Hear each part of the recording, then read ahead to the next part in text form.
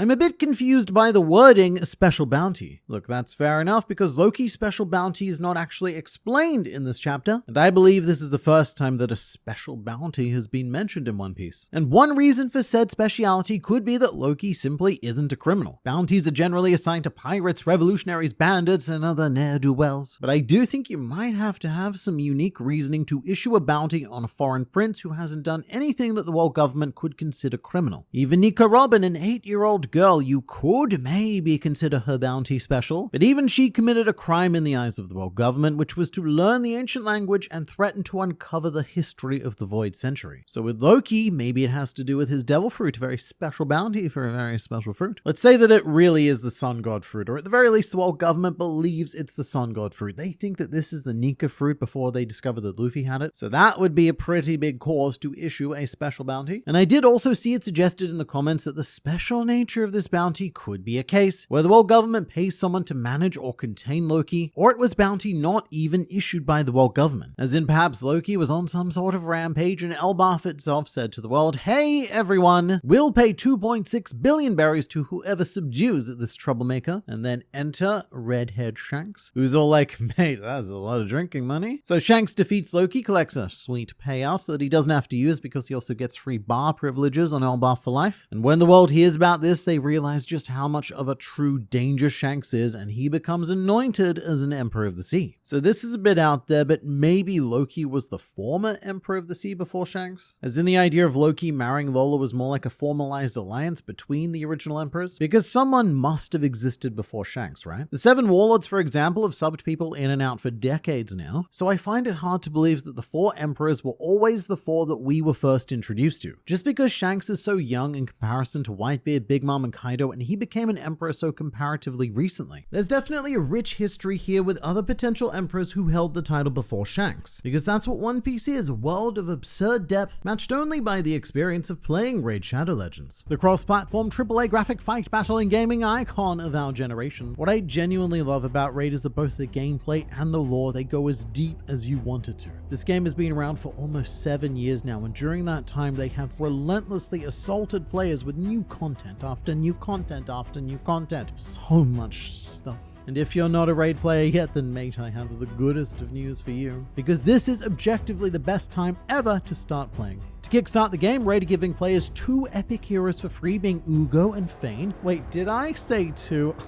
Silly me, I meant to say 3. Because for players who use the promo code Monkey King, they will obtain the legendary Sun Wukong, who is at the moment my favorite in the entire game, because he can steal all buffs from enemies prior to attacking them like the cheeky little monkey he is. What I need to emphasize is that this is a limited time offer. Our 3 champions are very busy and they don't have the time to wait for your indecisiveness. So to get Uugo and Fayne, these 2 champions are available after downloading via my custom link or QR code only. If you go directly to the app stores or use any other link to download, then you won't get them. It's just here, just us. It'll be our little secret. Uugo will be unlocked immediately as part of a huge starter pack, and Fayne will come as part of another starter pack after hitting level 15. And of course, please do remember to use the promo code Monkey King to obtain the phenomenal Sun Wukong. And after all of that, you can also come and join my clan under the name of Grandline Guy. So definitely check Raid out, but for now it's back to you, me. So maybe it was originally the 3 emperors and Shanks just kind of forced his way in there, like Luffy almost did by becoming the 5th emperor. Or maybe the original 4th emperor was another member of the Rocks Pirates. Because you may or may not have noticed this in the chapter, but there is a pretty blatant Rocks Pirates reference, which is that a lot of the animals that we see in this chapter around Loki and the one killed by Haradin, etc., are reused designs from One Piece Strong World, which was the first One Piece film written by Eiichiro Oda, and it featured Golden Lion Shiki as its main antagonist. So Shiki has always been of questionable canon. He does exist, but the events of Strong World do not accept that they almost did. Because at the end of Chapter 0, Shiki does begin his plan of cultivating these large creatures to destroy East Blue with the intention that he's gonna let them all loose in 20 years' time. Which didn't happen. Assumedly Shiki was stopped by someone not Luffy. Someone in the actual series canon, and maybe that someone was Shanks, who has, a bit of a vested interest in protecting East Blue, because that's where the Luffy was. And if that was the case, then after being defeated, all of Shiki's monstrous animals that he's grown for decades would need to go somewhere, and being familiar with Elbaf, maybe that's where Shanks took them all. The only place that they could possibly exist. Remembering that these animals were trained for battle, so being on Warland is a natural home for them. And it would wrap up Chapter 0 very neatly, as well as draw a very stark line between what is and isn't canon with Shiki. Loki has a hammer. How did anyone miss this? Loki does indeed have a hammer, which I love. In the wide shot of Loki chained up, you can see that there is a colossal Mjolnir-style hammer casually sitting behind him, and at first I thought, ooh, that's a dangerous choice, to allow the prisoner to keep his weapon of mass destruction. And I guess it probably makes sense. Maybe there's no one physically strong enough on Elbaf to lift the hammer, or if we're going full Mjolnir, then there's no one on Elbaf who is deemed worthy, so they just have to keep the hammer with him. And hey, maybe this opens up an opportunity for Luffy to lift the hammer and be deemed worthy. To me, Loki feels like a good guy trying to act like the villain. You know, I'd actually be on board with that if it wasn't for that one thought bubble that we got from Loki in this chapter. You know, the one where he's telling himself, oh my god, I'm gonna kill this rubber.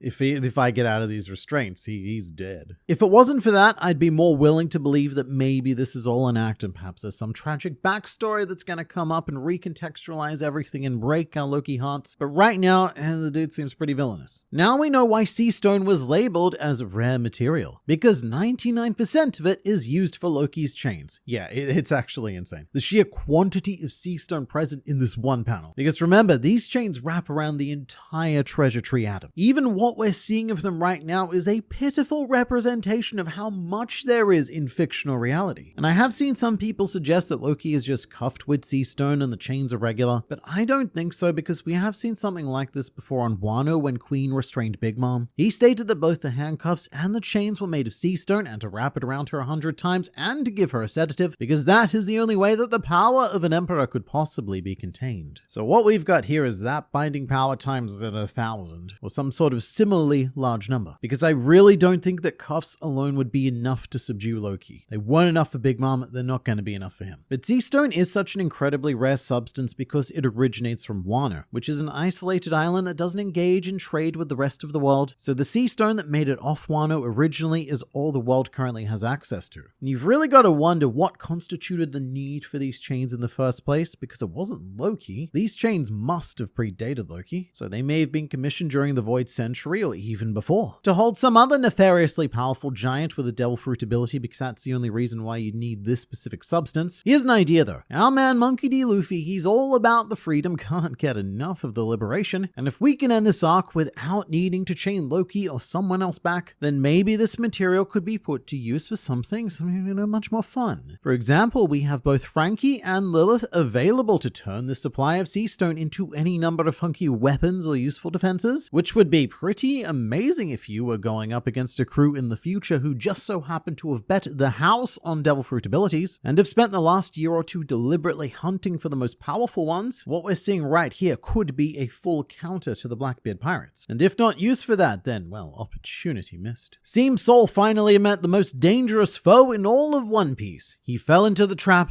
of Down D Stairs. Oh dear, you know what? It actually does sound startlingly similar to how Kuina died. It's Kuina. Oh no, she's fallen down and cannot get back up. And look, you've got to remember that this isn't your basic East Blue Down D Stairs. No, mate. This is New World Elbo Down D Stairs. This is a whole new level, or I guess because we're talking about stairs, this is a whole new floor. And not at all an opponent to be taken lightly. Soul is gonna wake up right on time for the obligatory party at the end of the arc. So I think he'll probably wake up before that, because what's happening here feels like a very standard Oda device, where the reasonable person with important information needs to be removed so that exciting complications can happen. We had a similar situation on Fishman Island when we first arrived expecting to see Jinbei, and he just, well, he wasn't there. So we spent the introduction of the arc creating all sorts of fun complications, and then about halfway through, Jinbei arrived to clear everything up and straighten us out so that we all knew what we were doing in the final fights. And you know what? Jinbei actually did the same thing on Whole Cake Island. We arrived, we didn't find him, he was there, we saw him, Straw Hats didn't, but he came in halfway through to sort things out, free Luffy from prison, form an alliance, etc. And I also feel like there's a chance that Oda could tease this reunion even more by having Soul wake up and encountering a different Straw Hat, or even Straw Hats plural that aren't Robin, and saving that moment of meeting Robin for the very end. Sort of like how he kept Kinemon and Suru apart on Wano until the celebration, and also Momonosuke and Hiyori. Why Wano lasted for 4 years and they didn't get to see each other until the last handful of chapters. And that's because Oda loves these cathartic reunions when everyone gets to let go and cry from their noses because nothing else is there to immediately worry about. So maybe we're going to need to be just a little bit more patient with Robin and Saul. Mad Lad take, the silhouette Loki is in fact what he looked like 6 years ago, but after he got rejected, he went full Sigma grind set and hit the gym like it owed him money. I mean, hey, the whole wanting to destroy the world thing aside, this isn't the worst response. Loki gets rejected and then decides, you know what guys, I'm gonna go work on myself. And something definitely went wrong, actually very wrong along the way, but I don't mind the general idea. And maybe Elbaf is just currently facing a bit of a men's crisis. Because funnily enough, we have already seen Road, who definitely represents more of the incel stereotype. And I think if there is an island to truly explore what masculinity is, it has got to be the land of warriors. I think that the fact that Loki's bounty was immediately revealed to be lower than Luffy's soft confirms that either A, he won't be the major arc antagonist, or B, Elbaf will be a shorter arc without the increasingly grand climaxes we're used to. He seems to have too much other stuff going on to play the trickster mastermind role that would make up for the strength deficit. So I'm not sure about that last part. I think that we've barely scratched the surface with Loki, but I will say that it is extremely rare that Luffy finds himself in a position against a properly serious antagonist with a lower bounty than his. These sorts of encounters are usually reserved for statement fights like Luffy versus Bellamy, or complete jokes like Luffy versus Foxy on Long Ring Longland, or I guess for the warlords, if only because their bounties were frozen. On Dressrosa, for example, Luffy did technically have a higher bounty than Doflamingo. So the lower number, it is interesting, because if Oda was doing his usual thing of making Luffy the underdog, then really you'd want Loki to be at least at 3 billion mark, if not a tiny bit higher. Not to say the bounties are a direct form of power scaling, they absolutely are never, not that what don't do that, but when making his story, Oda likes to stack the elements against Luffy as much as possible to always keep it feeling like he's the underdog. So I am very curious to see where this goes for Luffy, and if this is a case where he has to actually defend his status from an underdog standing over him for the first time in the One Piece. Man on the internet, you forgot about Loki's proposal to defeat any pirate crew if Luffy liberated him. Classic Oda's Chekhov gun example. I wonder what he'll do with it. So look, I'm trying to be a bit more careful with Chekhov lately, which is something that I wish more amateur theater societies did when they chose to produce his plays.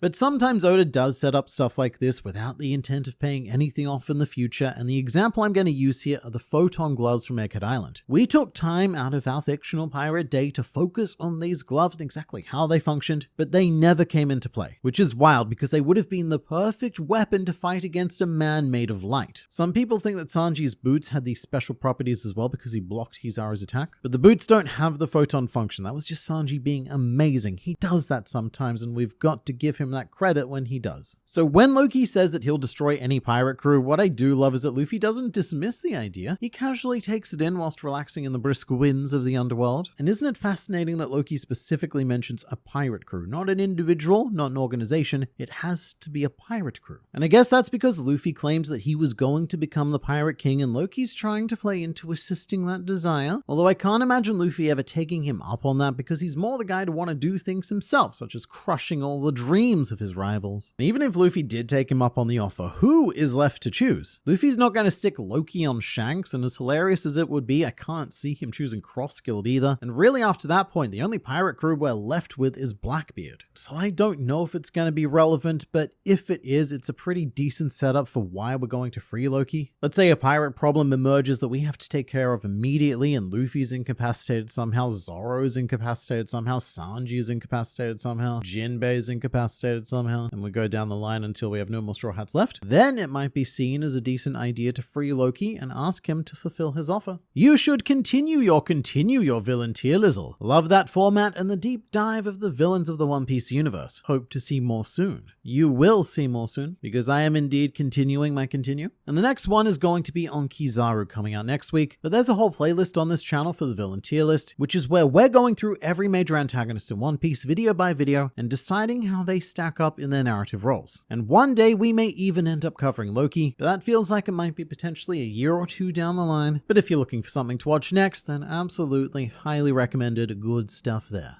And thanks so much again to Raid Shadow Legends for sponsoring this video. Definitely check them out through the link in the description.